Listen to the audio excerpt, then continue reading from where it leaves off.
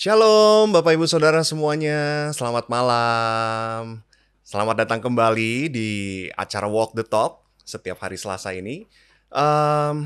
Saya mau mengucapkan terima kasih dulu nih buat Bapak Ibu Saudara, pemirsa setia Walk the Talk yang selalu hadir ya mengikuti Walk the Talk sampai di hari ini. Hari ini kita sudah ada di episode yang ke-11. Wow, boleh kasih reaction dulu dong, tepuk tangan boleh, kasih smiley boleh.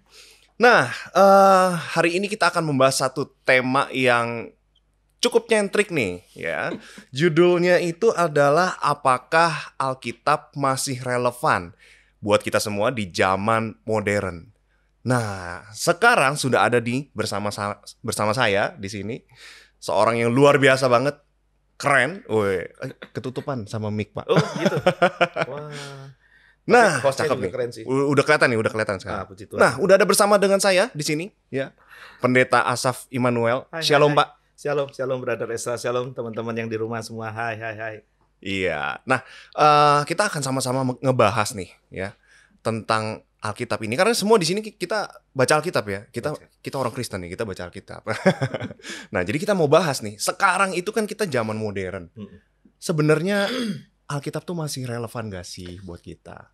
Pertanyaan yang sangat aktual, tajam, terpercaya. Karena ini pertanyaan di pikiran banyak orang. Baik yang tidak beragama maupun beragama, yang Kristen maupun non-Kristen. Tapi izinkan saya merubah sedikit judulnya. Ini kamu kok berani-berani ngubah judul ya? Karena kalau dibilang apakah Alkitab masih relevan di zaman modern, kita sudah tidak hidup di zaman modern. Zaman modern tuh berakhir sekitar akhir abad 20. Kita masuk di abad 21 ketika tahun dekade 90-an berakhir, kita masuk di abad 21 dan kita masuk di zaman yang namanya bukan modern lagi, tapi postmodern. Pasca modern. Nah, di zaman postmodern itu semua yang baku, semua yang established, baik norma, pikiran, sistem ekonomi, ide-ide, definisi-definisi di zaman modern itu semua dihancurkan. Didekonstruksi semua, mereka jadi lebih permisif, tidak ada yang baku, tidak ada yang definitif. Jadi truth itu relatif, kebenaran itu relatif. Semua orang bisa punya definisi tentang kebenaran. Semua orang bisa punya definisi tentang apapun gitu. Nah, jadi pertanyaan itu muncul di zaman ini. Apakah Alkitab masih relevan di zaman postmodern? Karena buat banyak orang yang menyebut mereka sebagai kaum maju, kaum progresif. Ini kalau bilang maju jangan lihat perut saya kadang suka maju sendiri. Kaum maju, kaum progresif. Nah, progresif sendiri kan akar katanya dari progres, dari maju. Mereka berkata Alkitab itu bukan cuma jalan di tempat, tetapi sudah ketinggalan, sudah tidak relevan. Ini tidak boleh dijawab dengan ngegas, tetapi harus dijawab dengan santun, dengan diskursus yang baik supaya kita sama-sama belajar dengan beradab. Memang seringkali kaum progresif melabel kita, orang beriman, orang yang percaya Alkitab sebagai kaum picik, kaum close-minded, kaum yang nggak terbuka, kaum yang terbelakang. Tetapi itu kan mari sama-sama buktikan apakah label itu benar, apakah label itu sahih, apakah label itu nyata. Nah, kalau dibilang kita picik, kita close-minded karena kita percaya Alkitab, sebetulnya open-minded itu sendiri definisinya apa? Kita mulai dari situ dulu ya. Ini nanti akan terjawab apakah Alkitab itu relevan atau tidak. Orang-orang posmo berkata kita close-minded, kita tidak open-minded karena kita tidak mau menerima pandangan-pandangan mereka yang berkata Alkitab tidak relevan. Kalau Alkitab tidak relevan kan berarti Tuhannya tidak relevan. Berarti Yesus tidak relevan. Berarti ajaran-ajaran Yesus, definisi-definisi baku, nilai-nilai baku, nilai-nilai moral baku, kebenaran kekal, kebenaran baku yang ada di Alkitab semuanya nggak relevan. Dan mereka mencoba menyuguhkan hal-hal yang tidak baku. Sebuah kebaruan, sebuah kenormalan yang baru. Apa itu nanti saya kupas. Tapi balik lagi ke istilah kita close-minded, kita picik. Kita seperti kata ke dalam tempurung, tidak open-minded. Pegangnya Alkitab melulu, ke gereja melulu. Apa iya begitu? Nah, open-minded itu sendiri kalau kita cek kamus Oxford, ini kalau habis makan keju ya Oxford, sama kamus Cambridge, itu kurang lebih definisi sama. Jadi, open-mindedness itu adalah pikiran terbuka, itu adalah bukan pikirannya dibelah ya. Itu dokter bedah itu. Jadi open minded itu adalah kebersediaan, willingness. Sebuah sikap hati yang bersedia untuk mendengarkan pikiran-pikiran, pandangan-pandangan, ide-ide yang berbeda dari yang selama ini kita pegang. Oh. Perhatikan kata itu katanya di situ kata kuncinya. Willingness, bersedia, willingness to consider new ideas, new thinking, new paradigm yang differ from ours, yang berbeda dari kita. Dan di situ tidak ada kata harus menerima. Tidak ada kata harus setuju. Kecuali kalau Anda buka Wikipedia gitu ya. Nah, saudara-saudara, Wikipedia itu bukan referensi yang baik ya, karena itu open source, semua orang bisa nulis di situ, semua orang bisa edit tulisan orang di situ. Jadi kalau di Wikipedia bilangnya open mindedness itu keterbukaan pikiran adalah bersedia menerima pandangan yang berbeda. Ini namanya hostile, ini namanya nyerang, ngegas gitu, saudara. Kalau kita nggak setuju dengan pandangan dia, kita dibilang picik. Nggak begitu. Jadi open minded itu juga contoh nih, saya bersikap open minded. Teman-teman, saudara-saudara, brother sisters di rumah, Bro Esra open minded ketika ada orang yang datang kepada kita dan bilang, saya ateis. Kamu teis. Teis itu artinya percaya theos, percaya Tuhan. Ateis berarti tidak, teis atau theos itu Tuhan. Tidak Tuhan. Loh kayak sinetron, tidak Tuhan, tidak. Artinya mereka tidak percaya Tuhan itu ada. Kalau begitu mereka tidak percaya Yesus itu Tuhan. Kalau Tuhan itu tidak ada, Yesus Tuhan. Sementara kita percaya Tuhan itu ada dan Tuhan kita Yesus. Nah, ini kan perbedaan pandangan. Dan kalau sama-sama open-minded, masing-masing harus bisa mengutarakan pandangannya. Kenapa posisi pendapatnya di situ? Lantas dia bisa utarakan dan lawan bicaranya mendengar. Tidak harus setuju, tidak harus menerima. Tetapi kita bisa secara beradab, berdiskusi, berdialog. Ini namanya open-mindedness. Jadi kita nggak bisa berkata kepada orang yang, misalkan nih ada orang bilang, saya sudah nggak mau gereja, saya ateis, atau saya LGBTQ, saya nggak percaya Yesus. Tuhan, wah nggak bisa begitu kamu. Pokoknya nggak bisa, itu malah akhirnya jadi ribut. Ini namanya bukan diskursus, namanya berdebat. Urat tuh. Kalau berdebat pakai urat, cukup baso yang pakai urat ya. Kalau orang yang behave, yang beradab, kita bisa berbincang, berdialog berdasarkan fakta. Kita coba, kenapa sih pandangan kamu begitu? Kenapa pandangan saya begitu? Nah, diskusi malam hari ini harusnya menolong saudara-saudara, menolong brothers and sisters kita semua untuk bagaimana menjawab kepada orang yang pandangannya berbeda dengan kita. Karena kita tidak perlu nyerang pandangan orang lain, kita harus bisa menjelaskan pandangan kita terlebih dahulu sebelum kita bisa menawarkan pandangan kita kepada orang lain. Seringkali kan orang kalau disuruh menangkan jiwa, ceritain Yesus ke orang, kenapa Yesus ya? Terus gue percaya nggak Tuhan itu ada? Kenapa gue percaya Alkitab? Itu aja tidak bisa menjelaskan, maka akan kesulitan. Nah, jadi dari situ kita sudah tangkis tuh close mindedness itu kata picik yang seringkali dilabelkan kepada orang Kristen dan kepada orang beragama secara umum, secara general, khususnya orang Kristen, itu tidak sahih, tidak tepat. Itu sesuatu tuduhan yang tidak berdasar. Jadi kalau sama-sama open-minded ya, saudara-saudara, rekan-rekan yang ateis, yang nggak percaya Alkitab relevan, ya harus bisa dengerin podcast ini. Salah satunya gitu. Betul. Jadi itu judul sudah terkoreksi. Oke. Ada pertanyaan lain? Nah, berarti kan kalau misalnya begitu, kita juga harus bisa saling terbuka, saling bisa menjelaskan pendapat. Betul. Kita bisa menghargai pendapat orang lain.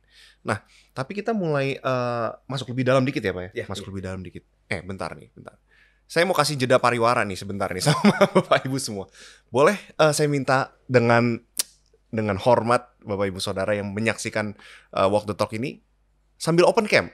Nah, supaya wajah-wajah cerahnya ya yang udah perawatan, udah skincare tuh bisa kelihatan gitu loh. Wow. Ya, walaupun pulang kerja capek nggak apa-apa ya. Wajah-wajah tetap tampan dan cantik. Oke, kita kembali ke topik nih.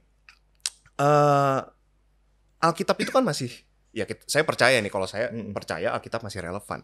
Tapi sekarang ini kan banyak isu-isu yang diangkat. Hal-hal yang seolah-olah itu kelihatannya benar. Dan mulai membandingkannya dengan Alkitab. Dan mulai berkata, oh Alkitab ini udah tidak ketinggalan relevan. zaman. Iya. Itu gimana ya, Pak? Oke. Ini pasti saudara-saudara, teman-teman, brother sisters yang nonton juga menjumpai kenyataan ini ya. Ada banyak isu yang sedang mengemuka di zaman now yang membuat orang menuduh, sekali lagi ini bukan pembuktian tapi sebuah tuduhan bahwa Alkitab tidak relevan.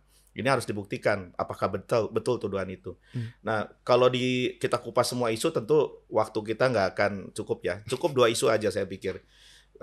Kaum progresif, kaum yang maju itu, yang menganggap Alkitab dan kekristenan sudah ketinggalan, berkata orang Kristen Alkitab tidak relevan karena 2 isu ini. Yang pertama, ini kan sekarang banyak orang mendadak ateis nih. Banyak orang mendadak ateis, terutama karena kekecewaan terhadap kehidupan, terhadap realita hidup, terhadap triggernya pandemi, resesi ekonomi dan segala macam. Hidup terasa berat. Padahal Tuhan, Alkitab tidak pernah janji bahwa dunia ini akan jadi Firdaus, nggak pernah. Iya. Tuhan nggak pernah ngomong bahwa alam semesta akan ditebus. Yang ditebus itu manusia berdosa yang mau terima Yesus gitu. Kalau jagat semesta ini sudah ada expired date-nya untuk siap dihancurkan dan diganti dengan langit baru, bumi baru. Itu aja udah patah gitu. Jadi kalau isu ateisme gini, ini kita tidak boleh ngegas ya kalau menjawab ini. Terus ada orang, kamu harus percaya sama ateisme. Saya ateis, kamu mah orang ateis, salah. Ini bukan soal salah benar, ayo sama-sama duduk. Ateisme itu apa sih? Ateisme itu kan pandangan yang berkata bahwa karena dia kecewa atau karena kehadiran Tuhan menurut dia tidak terbukti, karena tidak kelihatan, tidak ada rasa, maka dia berkata Tuhan itu tidak ada. Ini menurut mereka, menurut kaum progresif, pandangan ilmiah. Sedangkan orang-orang yang berpegang pada Alkitab itu tidak ilmiah. Tidak ilmiah. Orang-orang beragama yang percayanya sama kitab suci, terutama secara khusus hari ini kita bicara orang Kristen yang percaya sama Alkitab, orang-orang beriman adalah orang-orang yang tidak nalar, tidak logis, dan tidak ilmiah. Karena hidup dengan iman. Iman adalah pelarian dari logika, pelarian dari ilmu pengetahuan, pelarian dari kenyataan. Kayak sinetron aja lari dari kenyataan. Tapi tidak seperti itu.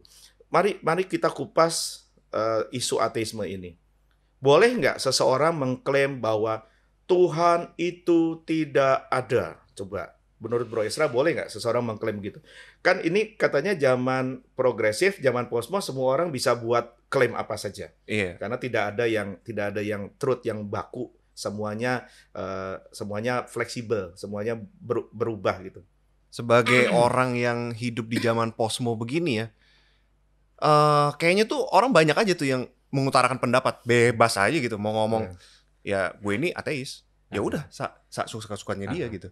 Boleh ya? Ya kalau berpendapat ya Pak ya, Berpendapat boleh. asal bunyi gitu, saya rasa sih udah banyak yang lakukan sih. Tapi kalau tadi kalimatnya Brother Esra tuh, teman-teman perhatikan, kalau asal bunyi semua orang juga bisa bunyi gitu ya. Klakson juga bisa bunyi, buang angin juga bisa bunyi. Tapi kita kan nggak mau jadi orang yang asal bunyi. Semua klaim, semua pandangan, semua pendapat kita tuh harus ada landasannya, harus ada fondasinya. Oke, jadi boleh nggak seseorang berkata Tuhan itu tidak ada? Saya bilang boleh, kalau dia sudah membuktikan. Gimana maksud saya? Saya kasih pandangan gini.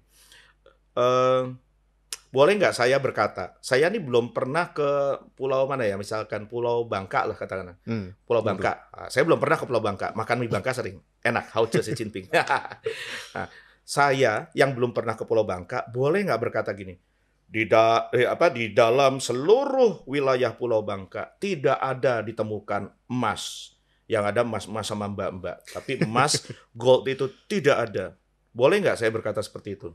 Sekarang ada dalihnya nih Pak. Nah. Menurut si ini, saya sudah baca menurut si ini, ini begini. Menurut, iya. Tapi bukan tukang urut. Ya, bukan. Menurut, tapi dia sendiri sebenarnya nggak pernah. Sama itu. Berarti sumbernya bukan sumber pertama. Iya. Sumber kedua, ketiga, keempat, bahkan ke-7.000. Saya yang belum pernah ke Bangka tidak bisa berkata bahwa di Bangka tidak ada emas. Ini supaya Anda ngerti logikanya kenapa saya bilang pandangan ateisme itu tidak ilmiah, tidak sahih. Karena satu, untuk saya bisa berkata di Bangka tidak ada emas, minimal saya sudah pernah ke Bangka, satu. Kedua, saya sudah pernah ketuk pintu rumah semua orang di Pulau Bangka, buka pintu rumah semua orang Bangka, cabut semua rumput di Pulau Bangka, bolak-balikan semua batu di Pulau Bangka, gali semua tanah di Pulau Bangka, hancurin semua gunung di Pulau Bangka, dan ketika saya secara 100% pengetahuan yang utuh dan menyeluruh dari pihak pertama, menemukan fakta ilmiah bahwa tidak ada emas di Pulau Bangka, maka saya bisa buat klaim bahwa di Pulau Bangka tidak ada emas.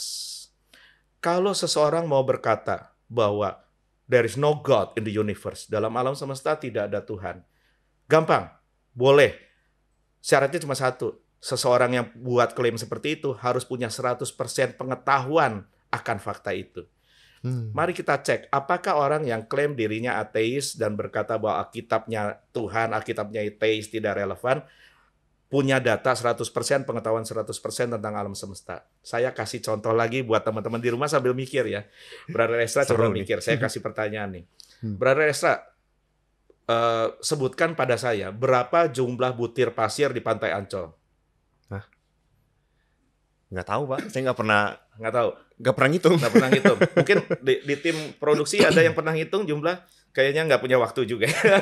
Nah, berarti Brother Esra tidak punya 100% pengetahuan utuh akan jumlah butir pasir di Pantai Ancol. Betul. Jadi tidak bisa bikin klaim apapun tentang jumlahnya kan? Yeah. Oke. Pertanyaan berikutnya. Brother Esra, tolong sebutkan pada saya berapa jumlah helai rambut di buntut unta Arab betina? Ya ampun, Pak. Ada pertanyaan lebih gampang? Nggak tahu. Nggak tahu. Karena tidak tahu. Untuk seseorang bisa buat klaim saya hebat seperti there is no God, tidak ada Allah di jagat semesta ini, dia harus punya pengetahuan 100% tentang alam semesta. Saya pikir seseorang punya 1% saja pengetahuan tentang seisi jagat semesta itu sudah selevel Thor sama Odin gitu ya. Dan nyatanya nggak ada gitu. Jadi 50% pengetahuan tidak cukup. 99% pengetahuan tentang semesta nggak cukup. Kita harus tahu 100%, sudah pernah bongkar-bangkir seluruh planet bumi, sudah pernah congkel semua tanah di bulan, sudah pernah kunjungi bulan-bulan dan planet-planet lain, sudah pernah obrak-abrik semua galaksi, mulai dari galaksi kita, galaksi Milky Way, tata surya kita, tata surya Sol, sampai galaksi tetangga, galaksi Andromeda, dan semua galaksi-galaksi lainnya, sampai galaksi di Bekasi, itu sudah. Kita harus sudah bongkar-bangkir semua, dan punya 100% pengetahuan bahwa tidak ada Allah, baru kita bisa berkata, there is no God, tidak ada Allah. Jadi klaim bahwa ateisme itu ilmiah, itu tidak ilmiah ternyata. Karena sebuah kesimpulan ilmiah harus dihasilkan dari metode ilmiah. Nah, ini scientific conclusion harus dihasilkan berdasarkan scientific method. Scientific method adalah, ini ulang ya, kesimpulan ilmiah seperti klaim ateisme itu, atau nanti kita bicara isu berikutnya ya, jangan diangkat dulu sekarang biar surprise. LGBTQ, aduh kesempatan. Itu harus berdasarkan kesimpulan ilmiah harus berdasarkan metode ilmiah. Metode ilmiah itu adalah melakukan eksperimen-eksperimen, pencobaan-pencobaan, observasi-observasi yang dilakukan secara terbatas dan tertutup. Sekarang kalau seseorang bisa klaim bahwa Tuhan tidak ada, dan karena pandangannya adalah ateisme biasanya melahirkan pandangan tentang jagat semesta hasil dari evolusi. Evolusi dikatakan mulai dari nothing tiba-tiba jadi jagat semesta, jadi planet, jadi monyet, dari monyet jadi manusia. Itu hasil dari evolusi yang berlangsung selama miliaran tahun. Oke, mari kita cek apakah apakah klaim itu ilmiah atau tidak. Ingat ya, menurut Journal of Science, kesimpulan ilmiah adalah hasil dari metode ilmiah, yaitu observasi, eksperimen yang dilakukan secara tertutup dengan teliti dan tertutup dan terukur. Oke. Pertanyaan saya gini, laboratorium mana dan ilmuwan mana yang pernah melakukan observasi, mengamati proses penciptaan, mulai dari nothing sampai jadi molekul, jadi proton, atom, neutron, segala macam, sampai jadi kita, sampai jadi hamburger, sampai jadi cunyuk, sampai jadi Bro Esra yang ganteng, itu siapa yang pernah meneliti? Laboratoriumnya di mana? Eksperimennya berlangsung berapa lama? Siapa yang danain gitu? Jadi sekali lagi itu bukan klaim ilmiah ternyata. Mulai dari pandangan ateisme sampai teori evolusi bukan klaim ilmiah. Ini sekali lagi saya mau membuktikan Alkitab relevan. Alkitab itu berdasar, dan kita bukan orang-orang yang lari dari kenyataan. Betul. Kita bukan orang-orang yang tidak pakai logika. Kita pakai logika, dan ini sedang berdialektika, sedang berdiskursus dengan logika. Logika jangan dibuang ya, logika harus dipakai. Balik lagi nih, kalau tidak percaya Tuhan, maka tidak percaya bahwa alam semesta diciptakan Tuhan.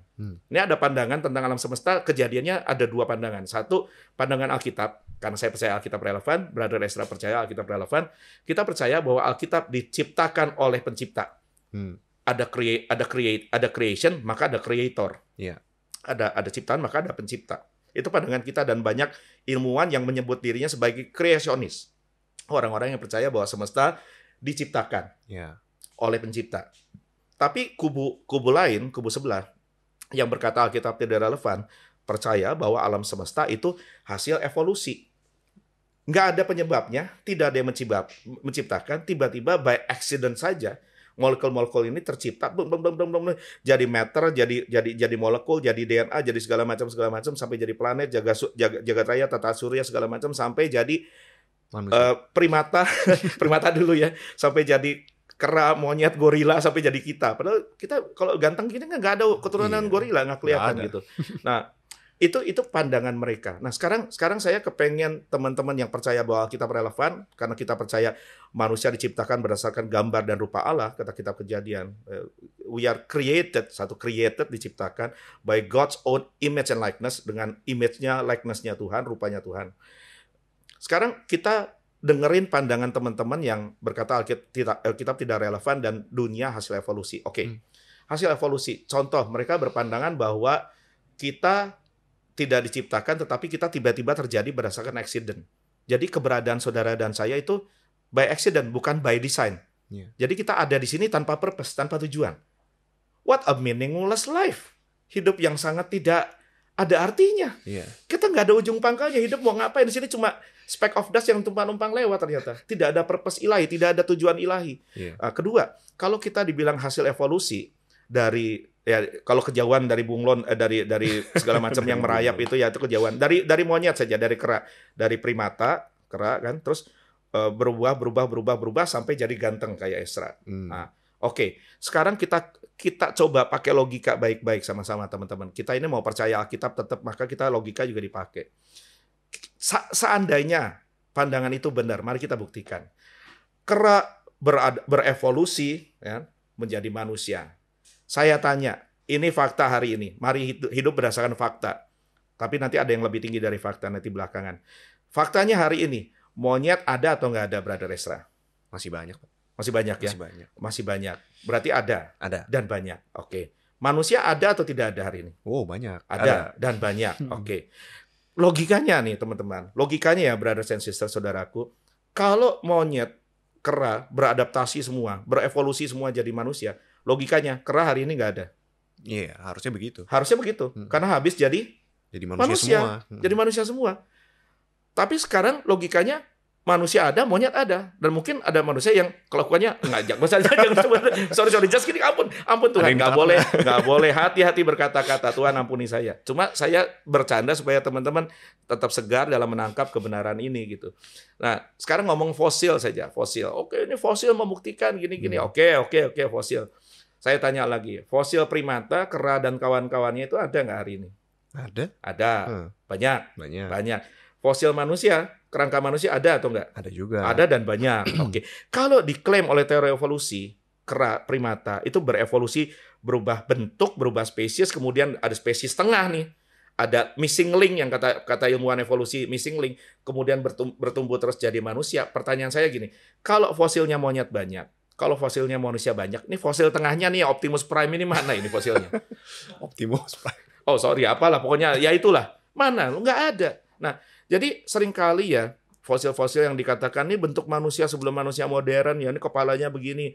Itu pandangan ilmuwan evolusionis. Tapi kalau pandangan ilmuwan kreasionis mengetes itu dan mereka membuktikan bahwa itu bukan tulangnya dia. Jadi itu orang mati, contoh nih, mati sama plekinya atau doginya, guguknya. Mati ketimbun air laut, air bah, atau ketimbun gempa bumi atau gunung berapi. Terus ketika ditemukan, terus tulangnya kan udah berserakan. Nyampur. Oh ini bentuknya gini. Oh ternyata bentuknya gini. Itu padahal bentuk majikannya sama plekinya disambungin.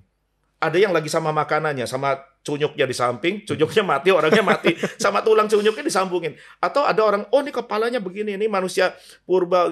Itu ternyata fosil dari orang yang sakit artritis. Yang mengalami perubahan bentuk tulang gitu. Jadi ya ini realita hidup kita, makanya kita harus bisa ngerti kenapa kita percaya Alkitab relevan, karena Alkitab berkata manusia diciptakan bukan hasil evolusi, by design, menurut gambar dan citra Allah gitu.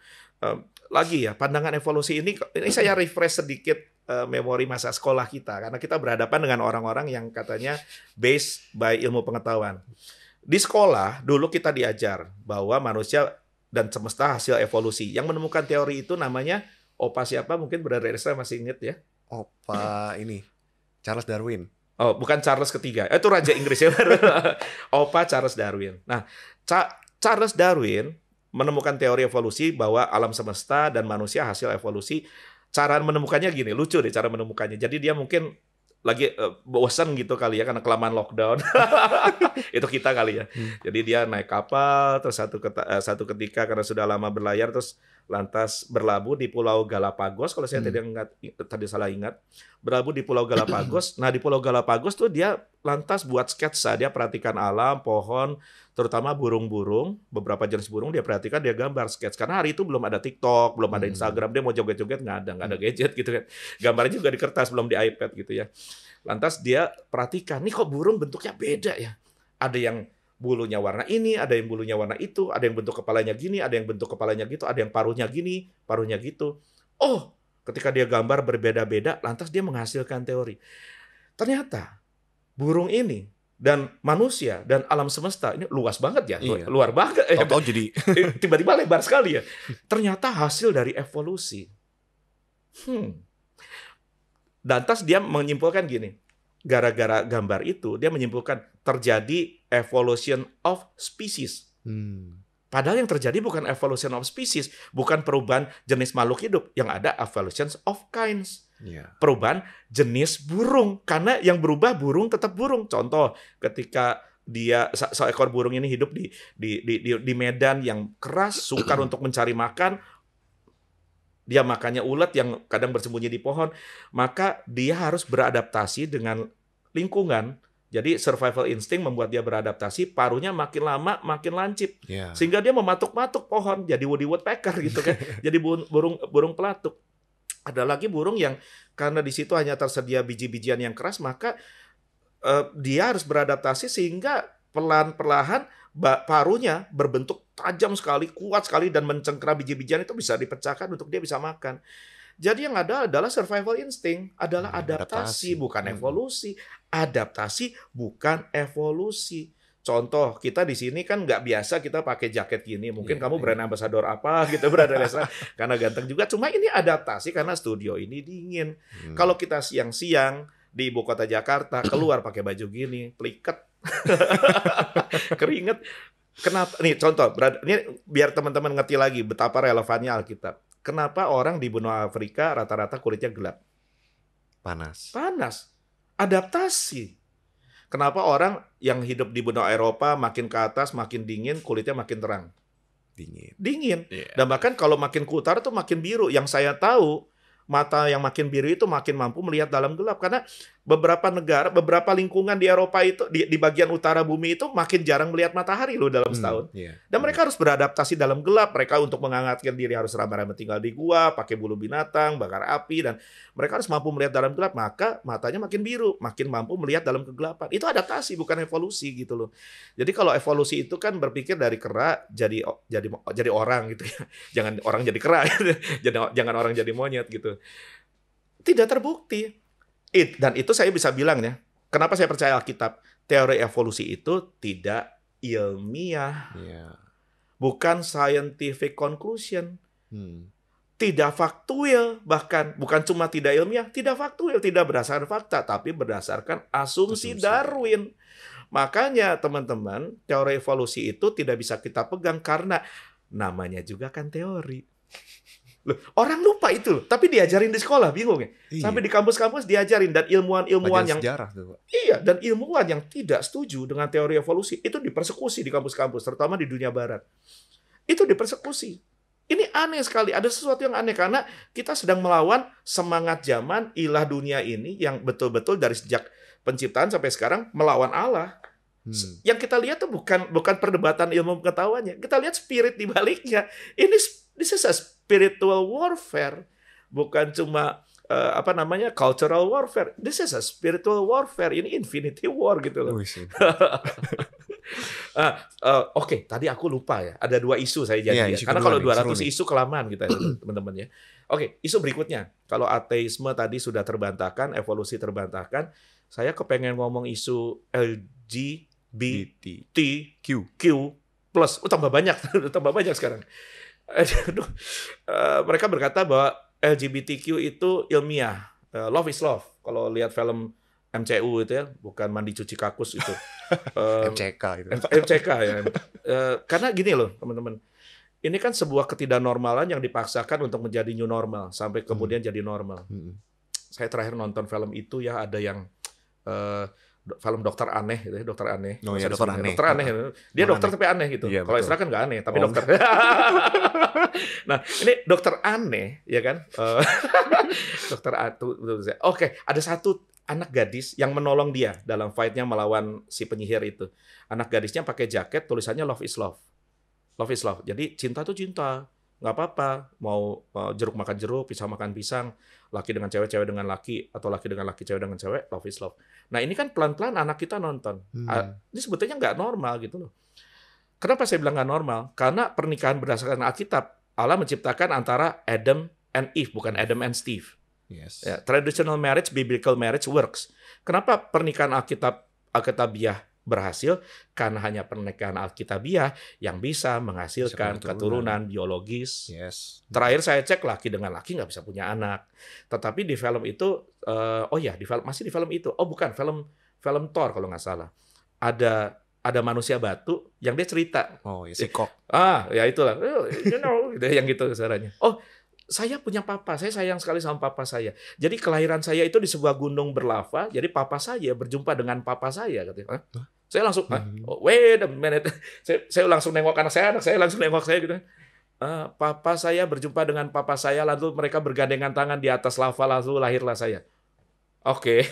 Ini kan masuk nih. karena kita anak yang udah lebih lama tidak teracuni sama barang ini, tapi adik-adik kita, anak-anak kita kan dicekoki gini terus. Ini nggak normal, lama-lama jadi normal. Awalnya mungkin mereka nolak, tetapi kalau diulang, kepala propagandanya Nazi zaman Hitler dulu berkata, sebuah dusta yang diulang-ulang akan jadi kebenaran. Iya. Ini kan diulang-ulang terus. Contoh lagi ada film Eternals. Beberapa dewa yang hidup ribuan tahun di dunia, ada satu dewa yang laki, bentuknya laki kulit hitam, menikah dengan manusia bumi kulit hitam. Ini yang sedang terjadi. Tapi sekali lagi saya katakan, ini tidak ilmiah. Kalau mereka berkata gender ada, sekarang kalau nggak salah gender ada 5 katanya. Jenis kelamin ada 5. Sementara kita bilang jenis kelamin hanya 2. Adam dan Hawa. Nggak ada Adam dan Bambang gitu. Atau Bambang dan Susi dan Hawa gitu. Nggak. Itu bukan pernikahan yang Alkitabiah. Kita tahu hanya ada pria dan wanita, laki-laki dan perempuan. Mereka berkata sekarang ada male, female, laki, perempuan, ada trans male, ada trans female, ada non-binary, ada non-binary itu. Terus saya merasa topik ini sangat betul-betul ini dalam kehendak ilahi harus kita bahas, karena tadinya saya pikir bahaya ini cuma ada di dunia barat yang lebih dalam tanda kutip progresif dari kita. Walaupun saya tidak setuju istilah progresif, nanti saya jelaskan kenapa. Saya pikir bahaya ini cuma ada di dunia barat. Tapi ternyata terakhir ada satu kepala sekolah SD minta tolong saya telepon. Pak Asaf, tolong Pak Asaf, tolong. Ini anak-anak SD kami kan mau lulus Pak. Beberapa tidak mau melanjutkan di sekolah kami. Jadi kita harus selamatkan mereka sebelum mereka terhilang. Kenapa Pak maksudnya? Ini anak-anak kami ada yang male ngakunya female, ada yang female ngakunya male.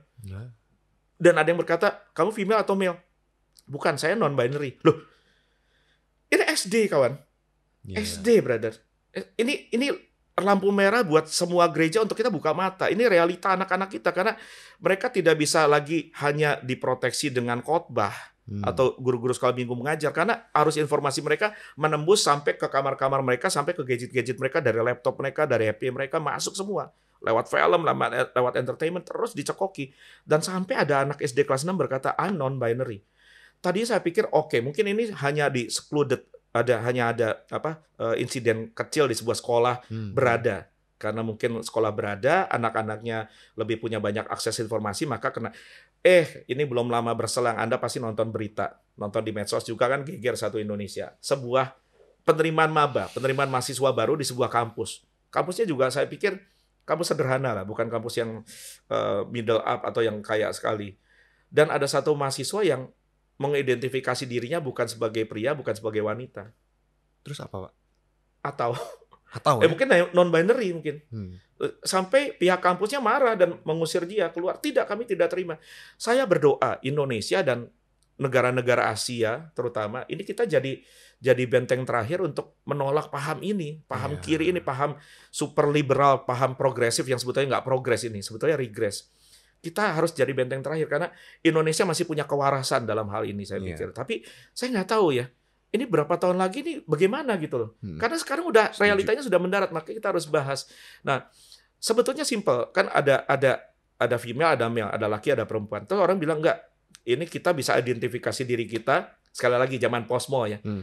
Padahal pria biologis, wanita biologis sangat jelas definisinya, baku. Maaf ya, ini saya nggak ngomong jorok ya. Kalau pria bentuk tubuhnya begini, bentuk kelaminnya begitu. Kalau wanita bentuk mukanya begini, bentuk dadanya begini, pinggangnya begini, alat kelaminnya begitu. Dan ada jejak biologis lainnya yang bisa didefinisikan baku. Tetapi mereka tidak. Fakta biologis tidak lagi jadi ukuran, melainkan definisi pribadi. Dia sekalipun melihat faktanya dia laki-laki biologis, dia bisa berkata saya female. Iya. Betapa kacaunya ini. Karena kekacauan ini sudah terjadi di Amerika. Contoh saja. Kan Amerika sejak zaman Presiden Obama itu sangat liberal, sangat progresif, dan gereja dipaksa melakukan pernikahan sejenis, dipaksa. Lantas ketika banyak orang pro, sekarang baru menuai akibatnya dan mereka sekarang nyesel. Contoh ya, lomba renang kategori wanita. Ini contohnya, tadi saya baca berita ini antara mau ketawa sama mau nangis loh, karena atlet-atlet yang wanita tulen nangis gitu. Jadi mereka melakukan lomba renang secara nasional, kategori wanita, dan diikuti oleh tentu saja wanita, dan yang mengaku wanita. Dan panitia serta negara tidak bisa melarang, karena sudah dilegalkan. Iya. Jadi ada laki-laki gagah, kayak bro gini, dadanya bidang, dagunya kotak, terus berkata, aku perempuan, aku mau ikut lomba. Pertanyaan saya sederhana, kawan-kawan yang sedang menyaksikan, siapa yang menang? Yang fisiknya. Ya tentu saja yang biological male, yang laki-laki secara biologis walaupun ngakunya perempuan. Lantas dia berdiri, meraih pegang itu ya, pegang piala, dapat medali emas. Yang di kanan kiri, yang latihan belasan tahun, yang berdarah-darah, yang secara biologis adalah wanita. Nangis. Tadinya mereka pro LGBTQ, sekarang mereka against, sekarang mereka anti, sekarang mereka baru sadar bahwa kita sudah tidak bisa membedakan tangan kiri dengan tangan kanan, kata kita. Ya, jadi kacau kan? Inilah salah satu ciri zaman posmo. Semua definisi baku bukan cuma secara moral, norma, tetapi apa yang Alkitab sudah katakan sebagai baku, sebagai kebenaran hakiki, itu dibombardir, dihancur leburkan, diredefinisi, didefinisi ulang. Jadi male bisa ngaku female, female bisa ngaku male. Bahkan ada istilah gini, gender fluidity. Secara fluid, secara cair, dia menilai jenis kelaminnya sendiri. Gampang buat saya. Kalau seseorang bingung jenis kelaminnya apa, gampang. Dulu ada lagu jadul berkata gini, lihatlah ke bawah sebelum bicara. Jelas kamu gendernya apa. Nggak usah bingung. Masuk kamar mandi, mandi, lihat ke bawah. Ngerti kamu perempuan atau laki. Di situ udah jelas. Udah jelas. Simple kan? Oke, sekarang orang bisa berdebat di tahun ini nih, yang tahun yang saya tidak sebut angkanya. Orang berkata bahwa, jenis kelamin bukan 2, ada 5. Oke, katakanlah kita akui saja, kita terima saja. Ya, Alkitab nggak relevan, yang relevan lu. Oke, kita terima. 200 tahun dari sekarang, fosil kita akan digali oleh keturunan kita. Kalau Tuhan Yesus belum datang, fosil kita, angkatan kita akan digali. Saya tanya sama rekan-rekan, sama Brother Ezra, akan ada berapa gender yang ditemukan berdasarkan fosil kita? Ya, pastilah kalau berdasarkan fosil pasti cuma 2. Faktual kan? Faktual. Jadi kita hidup itu, kita sekali lagi ya, open minded terhadap tudingan, terhadap paparan orang-orang posmo yang ngakunya progresif itu. Ukurannya harus 2 buat saya. 1 fakta, tapi ada yang lebih tinggi dari fakta. Namanya truth. Kebenaran. Truth. Jadi bukan truth. Kalau truth itu kan belakangnya TH, truth. Jadi sebelum makan keju, truth. Kebenaran. Nah, kenapa? Kenapa bukan fakta saja cukup? Gini, fakta itu berubah. Fakta itu berubah. Fakta itu berubah-ubah. Tetapi kebenaran ilahi tidak. Makanya Alkitab dari zaman dahulu, masa kini, sampai akan datang, sampai semuanya sudah berakhir, akan tetap relevan. Kenapa? Yesus berkata, langit dan bumi akan berlalu, tapi firman-Ku tidak akan berlalu. Contoh ya, saya kasih tahu, kalau kita hidup berdasarkan fakta saja, faktanya hari ini orang berkata bahwa ya jenis kelamin ada 5. Tapi Alkitab dari dulu sampai akhir zaman sampai fosil kita akan membuktikan jenis kelamin hanya 2. Lagi fakta ilmu pengetahuan. Dulu di Middle Ages, abad pertengahan, ketika orang belum menyeberang Laut Atlantik, orang berkata di ujung dunia, karena dunia ini datar, bumi datar, penganut bumi datar, tidak bulat, bumi Flat datar. Earth. Sementara Alkitab ribuan tahun di kitab Ayub sudah berkata bahwa bulatan dunia itu digantungan Allah, rotasinya bertumpu pada kehampaan. Kita baru buktikan itu di abad 20 ketika kita punya roket keluar orbit, baru kita melihat, loh iya ya ternyata bulatan dunia bergantung di kehampaan. Loh, Alkitab terbukti lagi gitu. Balik lagi tadi aku ngomong apa? Lupa sudah. Flat Earth. Flat Earth. Di Middle Age orang berkata bahwa kalau kamu berlayar terlalu jauh, nanti kamu masuk ke ujung dunia, nyemplung di situ ada banyak dragon dan macam-macam gitu ya. Mungkin ada Dragon Ball di situ ya. Itu fakta waktu itu. Tapi fakta kemudian berubah. Ternyata dunia itu bulat dan setelah menyeberang Pasifik orang menemukan benua Amerika. Sekalipun benua Amerika nggak pernah hilang. Dia baru ketemu, orang kulit putih baru ketemu, dan orang yang tidak kulit putih sudah tinggal lama di situ. Ya fakta berubah. Contoh fakta apa lagi ya? Fakta 100 tahun lalu Republik Indonesia tidak ada. Hari ini 77 tahun Republik Indonesia ada. Dulu Indonesia termasuk negara miskin, kemudian maju negara berkembang. Sorry ya, hari ini kita anggota G20. Asik. Jadi fakta berubah, kawan. Fakta berubah. Iya. Hari ini mungkin saldomu di rekening menipis. Itu fakta. Sampai kru ketawa semua, mungkin pengalaman hidup. Tapi besok belum tentu. Iya. Fakta berubah. Mungkin hari ini kau terluka, kau patah hati, dia meninggalkan. Tapi besok pasti ada kenalan baru. Wih. Hari ini faktanya kamu jomblo. Besok belum tentu. Atau kamu mau tetap sama seperti Yesus dahulu, sekarang, dan selama-lamanya tidak pernah berubah. Jangan ya. Kalau bukan panggil aja melajak. Jadi jangan hidup berdasarkan fakta. Fakta kita hari ini kita mediocre, kita kalah, kita sakit, kita terluka, kita dihianati. Itu bukan bukan cerita akhir. Kita tidak hidup berdasarkan fakta. Kita hidup berdasarkan truth dan kebenaran berkata. Kita berkata Allah punya rancangan hari depan yang penuh harapan buat saudara dan saya. Hidup berdasarkan fakta firman. Firman nggak berubah. Langit bumi berlalu, firmanku tetap, kata Tuhan. Jadi kalau ditanya hidup harus berdasarkan, kita menanggapi isu ini berdasarkan fakta atau kebenaran. Saya pilih kebenaran. Kebenaran Alkitab tetap relevan. Dari tadi saya sudah berusaha dengan 3 isu tadi untuk memaparkan kepada teman-teman bahwa betapa Alkitab relevan dan betapa pandangan progresif yang mengatakan Alkitab tidak relevan itu sangat tidak relevan pandangannya. Gini teman-teman, kaum progresif, Brother Ezra, mengatakan mereka maju dan mereka melegalkan semua dosa yang dilarang Alkitab. Contoh, gini, hubungan seks di luar nikah itu sebetulnya normal atau tidak normal? Tidak normal. Tidak normal. Coba dibombardir sama sinetron, sama drakor, sama film, orang pacaran, terus tidur bareng, terus hubungan badan, terus hamil. Lama-lama dicekokin terus jadi normal. Pacaran sejenis. Atau bahkan LGBTQ kalau saya bahas, itu kayaknya udah pernah dibahas ya, nggak usah dibahas lagi ya.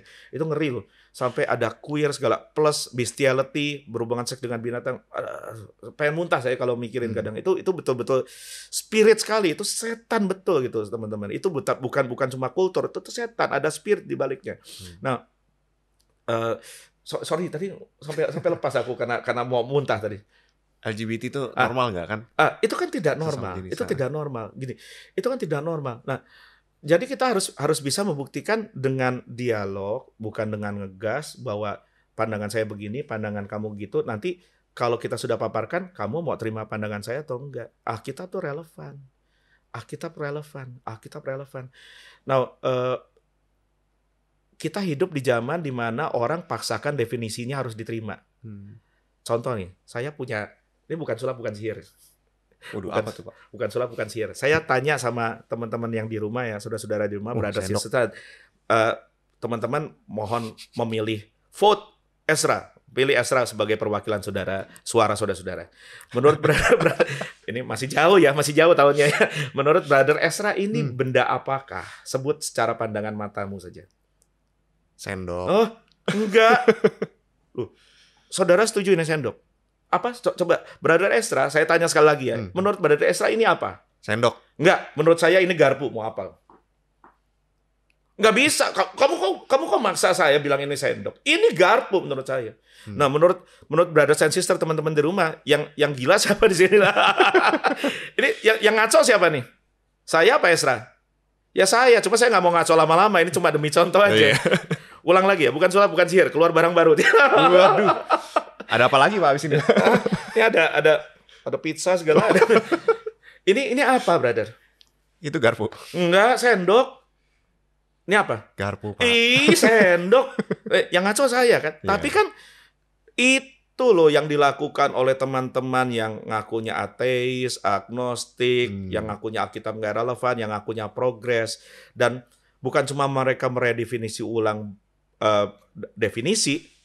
meredefinisi gender, bahkan mereka melegalkan berbagai dosa yang Alkitab sudah jelas larang. Gini loh, isunya tuh bukan mereka nggak percaya Alkitab. Mereka menghindari dari kebenaran Alkitab supaya mereka bisa bebas melakukan apa yang Alkitab larang. Iya. Semangatnya semangat pemberontakan, semangat Lucifer. Jadi itu supaya saya nyaman, saya nggak mau lihat larangan. Seolah-olah larangan nggak ada. Jadi kalau nggak dilarang, saya mau melakukan dengan tenang gitu kan. Itu loh teman-teman. Jadi ya harus firm ya teman-teman. Harus firm bahwa Alkitab itu relevan. Alkitab masih relevan dan dahulu, sekarang, dan selamanya. Firman dunia boleh berlalu sampai kita semua sudah jadi debu. Alkitab, firman Tuhan tidak berubah, tetap baku. Betul, amin. Wow. Ini bold banget ya statementnya ya teman-teman ya semuanya. Oke. Nah, dengan sekian banyak pemaparan yang luar biasa nih dari Pak Asaf, mungkin saya mulai dari saya dulu ya. Saya pengen menanyakan sesuatu nih. Pak, tadi kan Pak Asaf bilang kalau di puji Tuhannya nih ya, syukur-syukurnya di negara kita di Indonesia itu belum yang benar-benar menerima. Terpapar sih udah lah ya. Tapi udah. belum benar-benar menerima salah satunya LGBT. Itu kita harus gimana sih Pak? Maksudnya kita harus bisa mengambil sikap kah? Atau mengambil sikap itu juga kita harus benar-benar berhati-hati sekali gitu. Nah, ini gimana nih Pak? Nah, inilah yang menjadi masalah ya teman-teman sekarang di zaman progresif ya, di zaman posmo ini orang kan ngegas ketika pandangan kita berlawanan dengan pandangan dia, maka yang ada bukan diskursus tapi otot.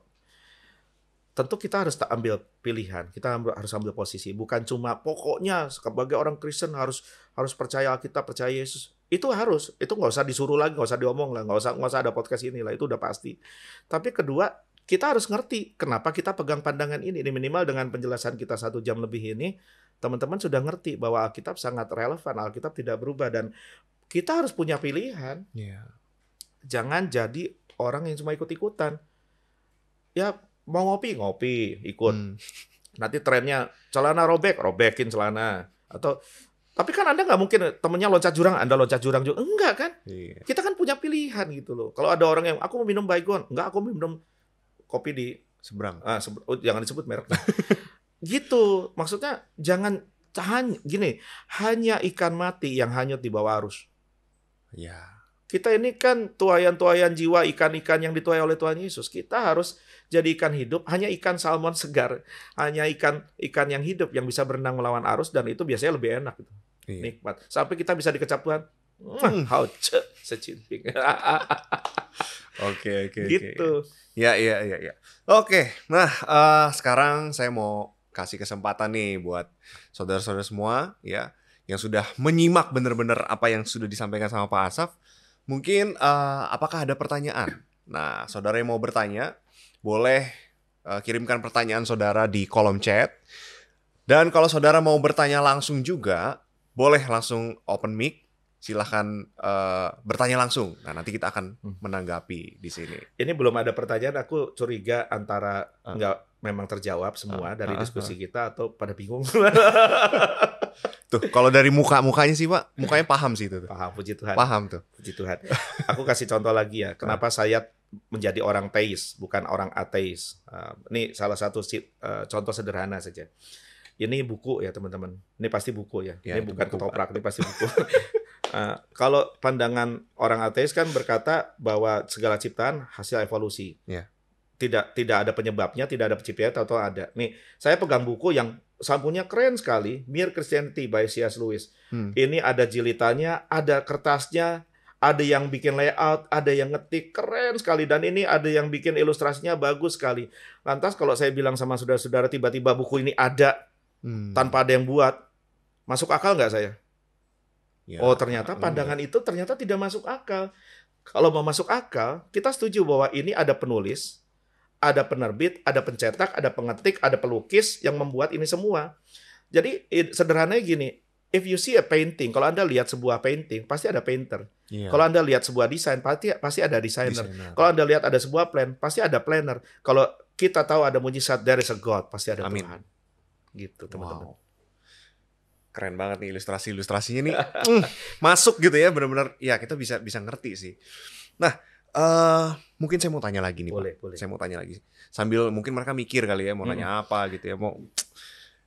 Kan kita tadi bilang Alkitab itu relevan. Tapi saya sering dengar juga, orang bilang begini, Pak.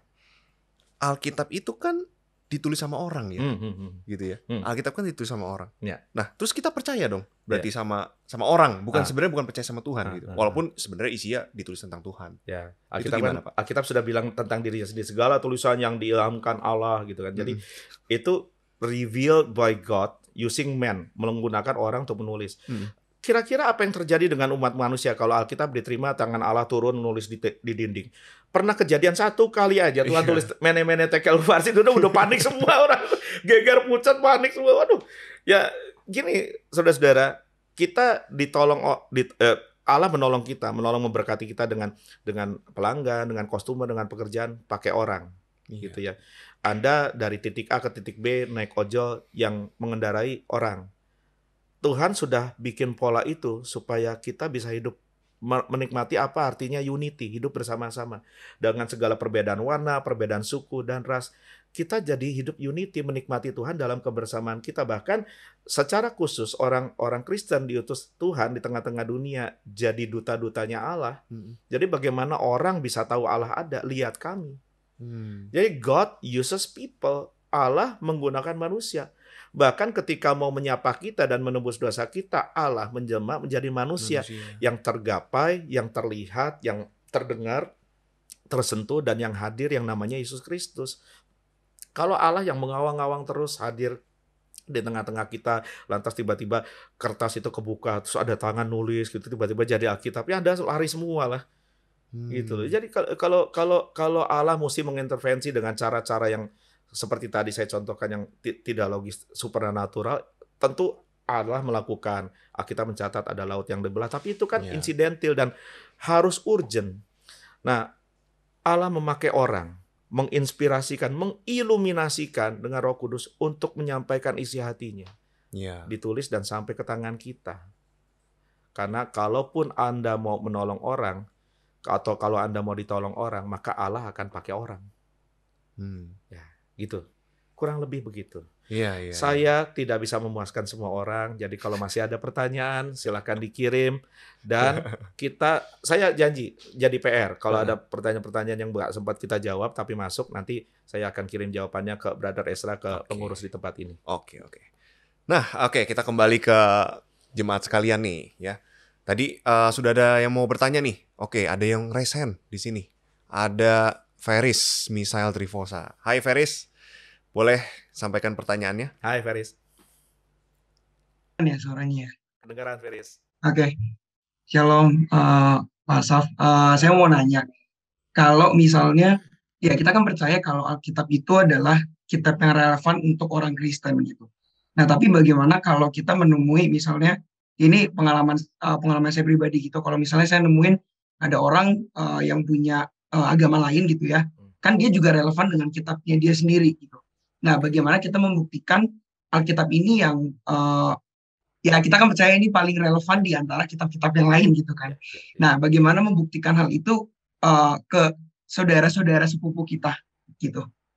Mungkin gitu aja sih Pak. Thank you. Baik, Brother Feris, Alkitab, saya koreksi sedikit ya. Statement Feris tadi berkata Alkitab relevan buat orang Kristen. Sebetulnya dari sudut pandang kita mengerti bahwa Alkitab relevan buat segala zaman, segala abad, segala suku bangsa, dan semua umat manusia. Ini kan Tapi ini kan pandangan kita, pandangan orang Kristen. Kemudian orang lain bisa punya pandangannya, orang yang nggak percaya sama Alkitab, orang yang nggak punya kitab, dan orang yang punya kitab lain masing-masing punya pandangan. Minimal kita harus secure dulu dengan iman kita, dengan pendapat kita, dengan pandangan kita. Jangan jadi orang Kristen yang percaya itu pokoknya. Lah pokoknya ini nggak bisa. Ini bukan diskursus, ini jadinya debat. Kalau pokoknya sate kambing Pak Kumis 99 paling enak, pokoknya paling enak. Lu nggak bisa paling enak. Orang suruh datang dulu, nyoba dulu. Nah, minimal kita secure dulu, kita paham dulu, kita yakin dulu dengan apa yang kita percaya sebelum kita bagikan itu kepada orang lain. Dan ingat, kalau Brother Ferris terpanggil untuk membagikannya kepada orang lain, Alkitab menugaskan kita, Allah menugaskan kita, Yesus mengutus kita sebagai pewarta kabar. Memang jargon ini seringkali keluar di kita, di ibadah, di gereja, di lagu. Pemenang jiwa. Ya. Tapi ayatnya nggak ada. Kita tidak bisa memenangkan jiwa, karena memenangkan jiwa itu tugas Roh Kudus yang bekerja di hati orang. Tugas kita cuma tukang pos. Memberitakan. Ngomong referensi tukang pos, ini referensi generasi X sama boomers lagi. Udah nggak relevan juga ya. Karena sekarang nggak ada orang kirim. Oke. Kita hanya abang ojol yang ngirim dokumen gitu. Tugas kita hanya menyampaikan kabar, menjadi pewarta kebenaran, pewarta kabar baik, pewarta evangelion, pewarta berita gembira dari Yesus Kristus.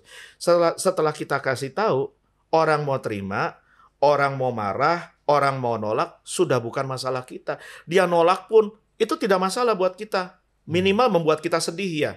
Minimal membuat kita makin mengasihi dia dan berdoa syafaat buat dia, dan tidak kenal menyerah, bersaksi buat dia, itu ya. Tapi kita nggak bisa ngegas, nggak bisa paksa orang. Gini, hampir tidak ada orang yang dimenangkan lewat ngegas. Nggak ada.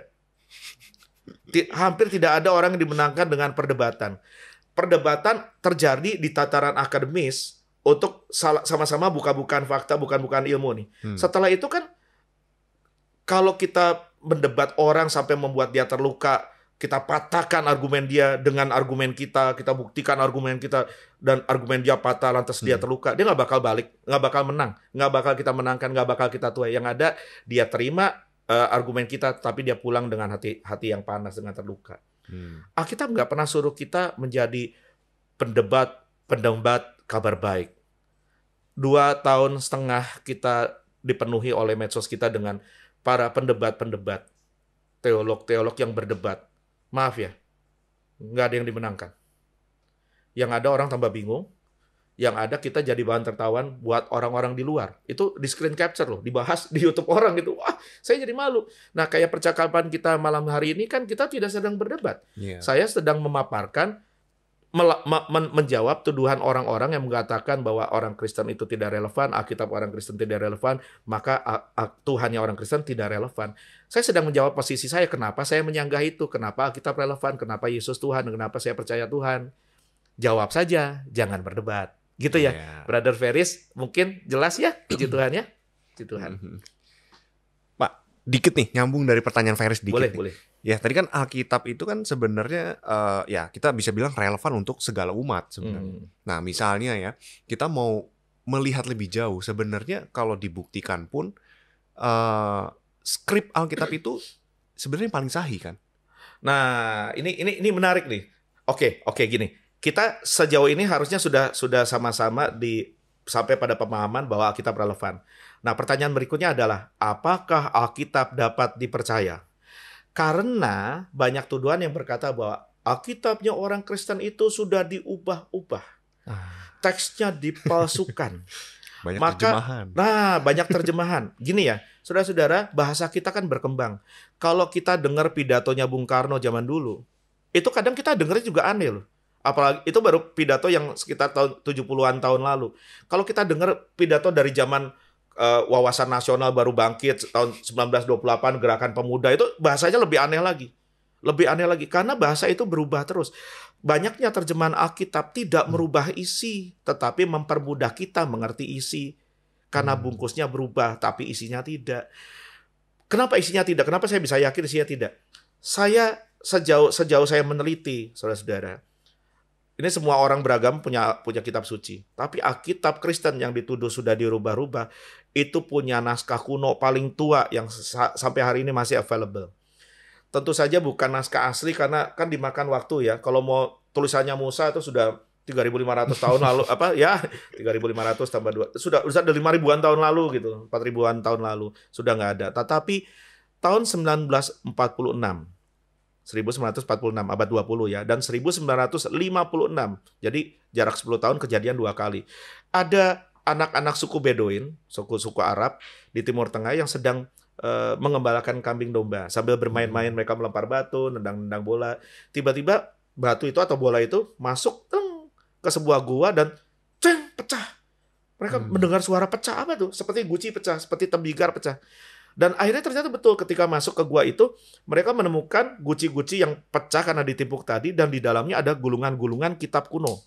Ketika semua arkeolog, semua ilmuwan datang meneliti, itu ternyata naskah salinan Alkitab yang terdiri dari perjanjian lama, perjanjian baru, surat-surat yang kita punya saat ini di tangan kita, dan ada catatan-catatan sejarah lain itu ditemukan di tempat ternyata dulu kaum Yahudi yang terima Yesus dipersekusi orang Romawi, mati di situ, mereka kebaktian, mereka ngumpet di situ. Nah, salinan paling tua ini sekarang ini available di museum, ada salinan paling tua yang ditemukan ya, umurnya itu dari abad ketiga sebelum Masehi. Karena sebelum Masehi itu sebelum Al-Masih, sebelum Kristus, before Christ. Keren ya, kalender kita dihitung, diukur dari Tuhan Yesus datang jadi manusia sampai Tuhan Yesus naik ke surga. Abad ketiga sebelum Masehi. Itu tua banget. Tua banget, iya. Itu Majapahit apa segala macam belum ada, saudara. Itu belum ada, tua sekali. Dan yang paling muda sekalipun, yang paling muda itu dari abad kalau saya tidak salah, abad ketiga Masehi. Jadi abad ketiga setelah Kristus datang jadi manusia. Dan ketika dicek dengan Alkitab yang ada di tangan kita, buku Alkitab itu, atau Alkitab yang ada di gadget saudara, laptop saudara, iPad saudara, iPhone saudara, itu sama. Karena gini loh, para penyalin Alkitab dari sumber utama sampai ke sekarang itu menulis dan mengkopi dengan gemetar, karena kanon Alkitab ditutup di Kitab Wahyu dengan ancaman begini. Kitab Wahyu ditutup dengan ancaman begini. Barang siapa menambahkan atau mengurangi satu saja kata dari isi kitab nubuatan ini, maka semua kutuk yang ada di dalamnya akan tertimpa padanya. Siapa yang berani ngubah Alkitab? Nggak ada yang berani. Nggak ada yang berani. Bahkan Alkitab berkata, saya sambil buka Alkitab ya, karena Alkitab juga sudah berkata gini, firman Tuhan itu kekal di surga, dia tidak berubah, dan selama-lamanya. Tadi Tuhan Yesus, kutipannya saya sudah bilang, bahwa Tuhan Yesus berkata, langit dan bumi boleh berlalu, tapi firmanku tidak. Mazmur 119 ayat 89 berkata gini, untuk selama-lama ya Tuhan, for eternity, O Lord, firmanmu tetap teguh di surga. Jadi itu sudah janji Tuhan, dari zaman dahulu kala, bahwa teks Alkitab, naskah Alkitab, kebenaran Alkitab yang sampai ke kita itu terpelihara secara supranatural. Sekalipun ada unsur manusia di situ, unsur natural manusia, tangan ilmuwan, tangan penemu, mesin. Saudara tahu nggak sih mesin cetak dalam zaman modern? Nah, zaman modern itu kan zaman dimulai dari revolusi industri. Kenapa mesin cetak bisa ada? Tahu nggak kenapa ada? Yang menciptakan anak Tuhan, kalau saya tidak salah, Heidelberg. Mesin cetak Heidelberg. Dan hasil cetakan pertama yang dihasilkan oleh mesin cetak di abad modern adalah naskah salinan Alkitab. Wow. Keren ya. Tadi saya kutip Tuhan Yesus berkata, Markus 13 ayat 31 berkata, langit bumi berlalu tapi perkataanku tidak. Yang tadi ancaman di kitab Wahyu itu Wahyu 22. Wahyu 22 ayat 18-19. Jadi orang Kristen, bapak-bapak gereja kita, pendahulu kita, ketika menerjemahkan Alkitab, karena nubuatan Alkitab kan berkata Yesus akan disembah dari segala abad, suku, kaum, bangsa, dan bahasa. Yeah. Kita beribadah tidak diikat oleh satu bahasa saja. Makanya bagus kalau Anda ngerti bahasa Ibrani good, bahasa Yunani good, tapi jangan lantas mengikat dirimu harus pakai bahasa Ibrani kalau nggak kurang rohani. Loh, penglihatan Rasul Yohanes di surga semua orang dari abad, kaum, bangsa, bahasa, segala lidah. Yeah. Makanya nubuatan itu digenapi pakai tangan manusia. Ketika semua orang menerjemahkan, semua bangsa-bangsa ngerti maksud Allah dan kabar baik Allah tersebar ke segala bumi. Wah, menjawab sekali. Ya, betul banget ya. Ini jadi membukakan sesuatu gitu ya tentang Alkitab gitu. Ternyata ya memang ini tuh relevan banget gitu ya. Oke, kita masuk ke pertanyaan dari sudah ada jemaat. lagi, puji Tuhan. Masih ada pertanyaannya, boleh ini. Malam Pak, saya mau tanya, apakah Bapak punya pengalaman sharing dengan orang ateis, lalu pada akhirnya orang tersebut berubah menjadi teis? Saya kalau ditanya ada atau enggak, kadang gini, satu, udah kebanyakan orang, I don't keep record untuk semua orang yang saya injili, yang saya menangkan. Minimal yang saya baptis pasti saya ingat, karena data gereja nyimpen gitu. Tapi kalau dibilang ada atau enggak, ada. Seingat saya yakin ada. Tapi masalah dia lantas dari ateis jadi teis sebetulnya bukan concern kita. Concern kita adalah kita sesegera mungkin mengabarkan kabar baik itu, berita firman itu kepada dia. Masalah dia mau bertobat, Alkitab bilang gini, Rasul Paulus bilang gini, ada orang yang kerjanya tuh menabur, ada orang yang kerjanya menyiram, ada orang yang kerjanya menuai. Tapi semua sama-sama rata, itu satu tim di mata Tuhan, dipakai sama Roh Kudus, nanti upahnya juga. Akunting surga beres mah. Akunting surga itu catatannya detail. Pokoknya upah masing-masing orang tidak luput. Kalaupun bukan, misalkan tadi bro siapa yang nanya ya, kamu yang sharing, terus kamu nggak ketemu lagi sama orang itu. Nanti orang itu tiba-tiba dituai siapa dan dibaptis siapa di gereja mana. Upahmu tetap di surga kok. Yeah. Jadi kalau concern kita hanya mau lihat result, hasil, pokoknya setiap orang yang aku injili, yang aku bagikan firman harus percaya. Nanti kita jadi nggak jalan. Jadi kita jadi nggak gerak. Setiap kali kita gagal dalam tanda kutip memenangkan orang, kita berhenti. Yo gagal nih. Terus nggak sharing lagi, nggak posting lagi. Jangan. Tugas kita itu cuma membagikan, hasil itu milik Tuhan. Dan ini berlaku dalam semua ladang pelayanan dan apapun yang kita lakukan. Karena orientasi kita bukan hasil, yang Tuhan cari itu taat. Kalau cuma hasil, Tuhan Yesus itu kalau dibilang pemimpin ya, pemimpin gagal. Ribuan orang ikut, semua teriak Hosana, besoknya teriak salibkan dia. Dari puluhan, dari 70 tinggal 12, dari 12 sisa 3. Dari sisa 3 suruh doa pada tidur semua. 1 jam aja nggak kuat. Udah gitu satu pengkhianat. Kalau dibilang dari hasil, ya saya diutus Tuhan tidak ada satupun yang akan mendengar khotbahmu. Ini mau dibikin flyer, poster KKR kayak apa? Nggak ada yang datang KKR. Kalau ukurannya adalah hasil, Yesaya, Yeremia itu nabi stres. Stres. Jadi jangan diukur dari hasil. Tugas kita adalah bagikan aja. Dengan sukacita, dengan santun, tidak pakai ngegas. Ya bagiin aja. Kita tidak pernah tahu kita nabur itu jatuh ke tanah mana, kita nggak pernah tahu. Nabur aja, mana tahu besok kita nuai. Amin. Ya, jadi kalau ketemu orang ateis ya cerita aja guys, nggak apa-apa. Wah ini pertanyaannya agak berat ya berikutnya. Nah ini pertanyaan berikutnya nih Pak. Malam Pak, apakah boleh dibantu dijelaskan relevansi Injil dan Taurat yang diakui dalam agama sepupu kita, tapi mengapa mereka memilih tetap percaya pada kitabnya mereka? Kenapa Alkitab dan kitab sepupu kita bisa mirip, tapi beda? Saya kadang bingung setiap ada teman dari agama seberang curhat, merasa murtad dan bertanya-tanya, Tuhan mana yang benar? Ya, kalau ada yang nanya, tugas kita sebagai penunjuk jalan ya kasih tahu. Itu aja. Tapi ini tidak dalam kerangka berdebat agama ya. Saya menjelaskan sebagai seorang rohaniwan Kristen, rohaniwan full time, seorang hamba Tuhan, Kristen yang percaya Alkitab. Memang di kitab kita dengan kitab sepupu kita ada banyak kesamaan. Tetapi ingat, perdebatan utama itu hanya ada pada satu poin maha penting yang namanya Yesus Kristus. Itu poin satu itu udah berdebat, udah nggak bisa ketemu kita. Karena di kita Yesus itu Allah yang menjelma jadi manusia. Di sepupu kita bukan, dia cuma utusan. Cuma nabi, cuma rasul. Yesus itu disalib, mati, dibangkitkan. Buat mereka tidak. Kenapa sih itu jadi penting? Karena kalau Yesus tidak mati, berarti tidak ada penebusan dosa buat kita. Dan kalau Yesus tidak bangkit, berarti tidak ada jaminan kemenangan kita atas pengampunan dosa dan atas kematian kekal. Maka isu ini aja isu Injil. Makanya Rasul Paulus berkata bahwa jika Yesus tidak dibangkitkan, sia-sia iman kita.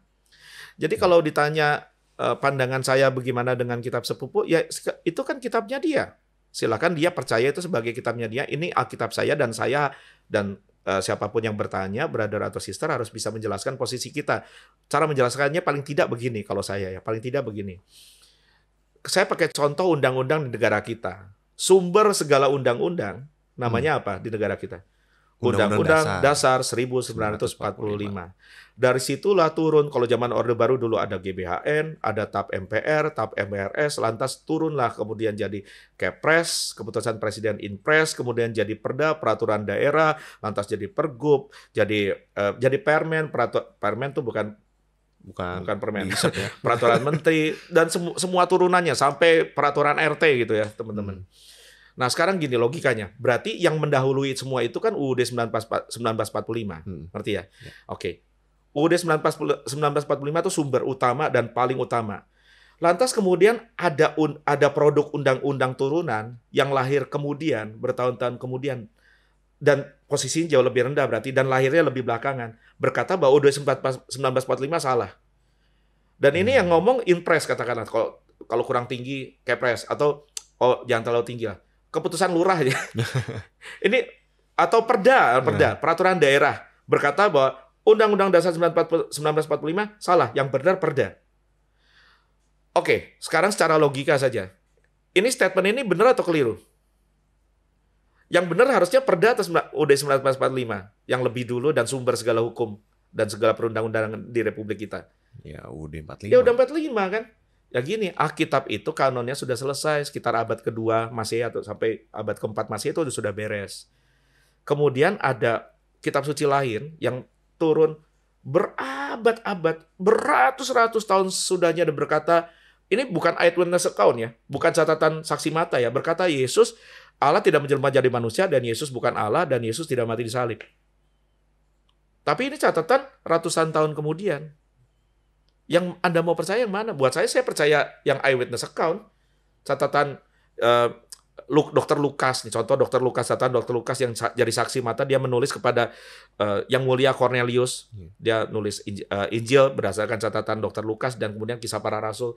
Itu eyewitness account. Dia gather witness, saksi mata, pelaku sejarah, Rasul Paulus segala macam, dia dengar, dicatat, dia sebarkan.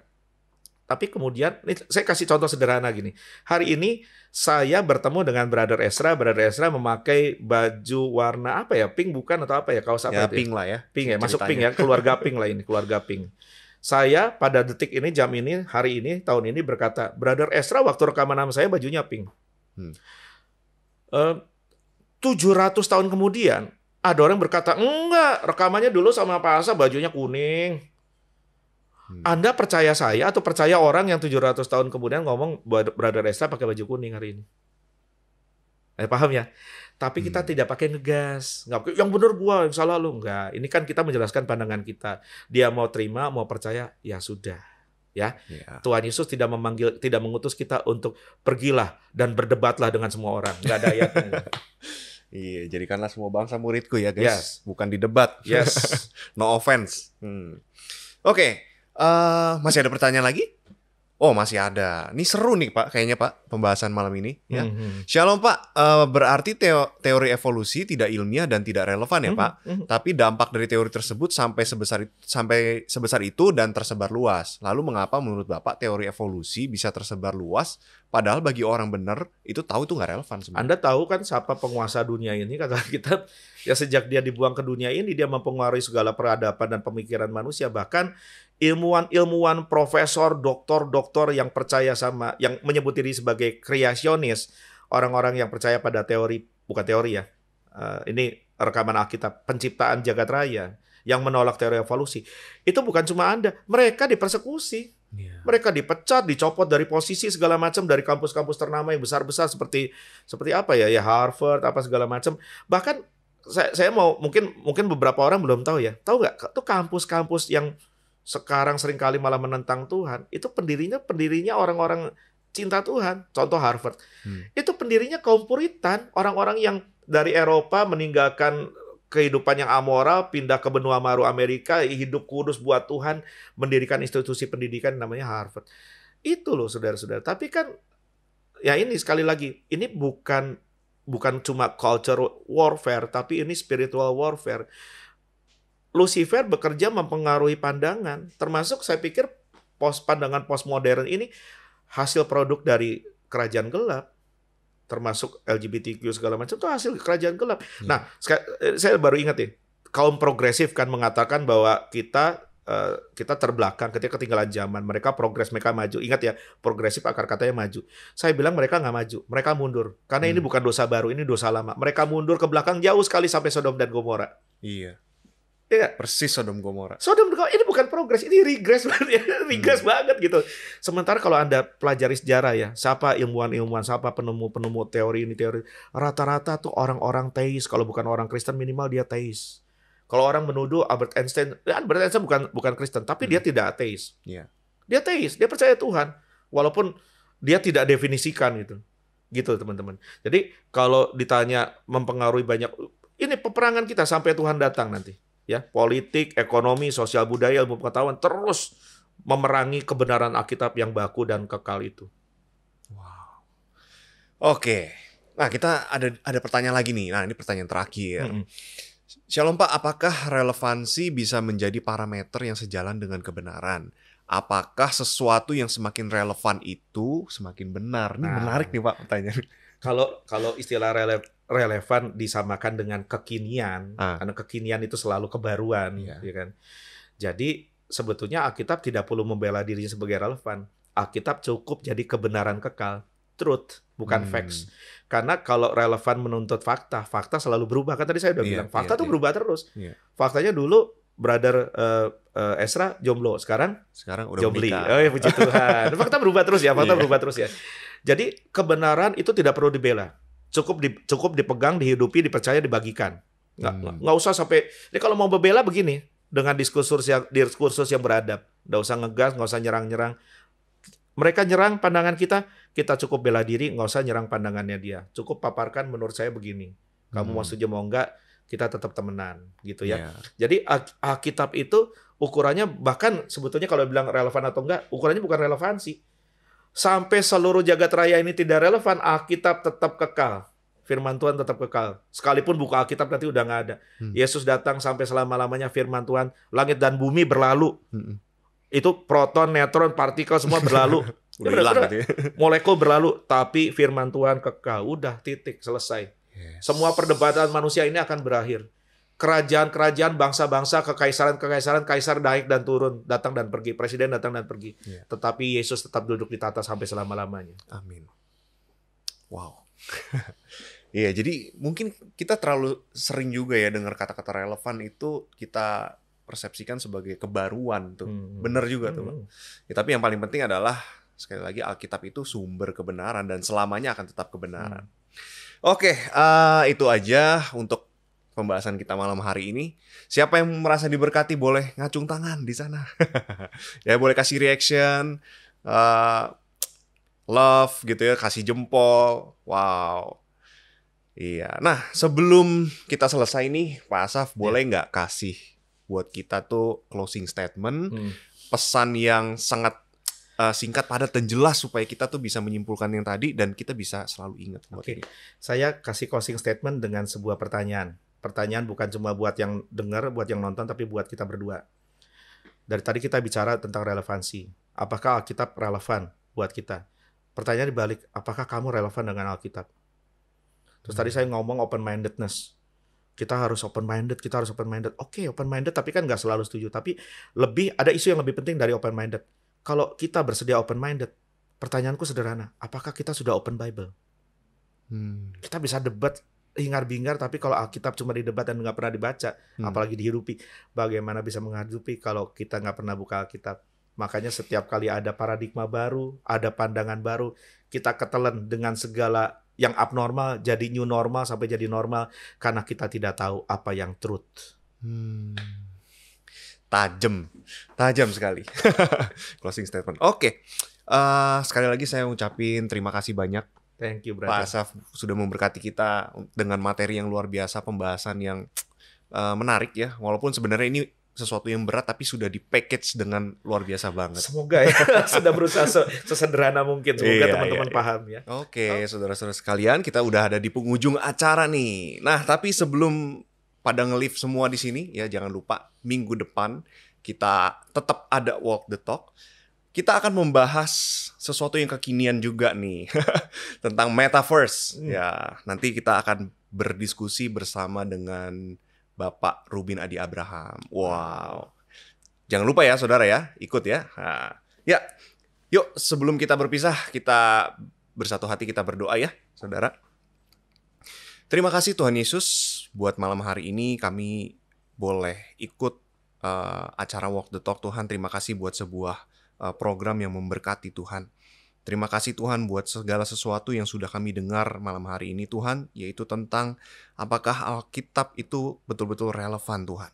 Tuhan, biarlah kami nggak sekedar mencari relevansi Tuhan, tapi kami boleh sungguh-sungguh mencari kebenaran yang sejati Tuhan. Dan Engkau sendiri adalah kebenaran itu Tuhan.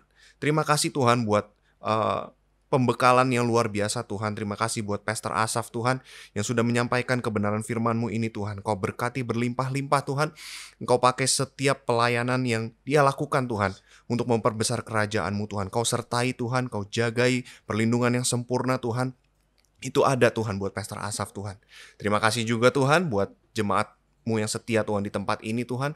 Kami percaya, kami ikut Walk the Talk ini Tuhan, supaya bukan sekedar kami mau tahu saja Tuhan tentang hal-hal yang update, tetapi supaya kami boleh setuju terhadap firman Tuhan dan kami menjadi pelaku firman Tuhan. Amin. Terima kasih Tuhan, terima kasih. Sebelum kami berpisah, mari Bapak Ibu Saudara sekalian, semua yang mengikuti boleh mengangkat kedua tangannya, dan biarlah kita berpisah dengan membawa berkat yang terbaik daripada Tuhan Allah Bapa di surga, kasih karunia yang kekal bersama Tuhan Yesus Kristus, dan persekutuan yang intim dan manis dengan Roh Kudus menyertai kehidupan kita dari saat ini sampai Tuhan datang kedua kali dan sampai selama-lamanya. Di dalam nama Tuhan Yesus Kristus kita sudah berdoa dan mengucap syukur. Haleluya. Amin. Oke, sampai ketemu lagi di Walk the Talk minggu depan. God bless you. God bless you.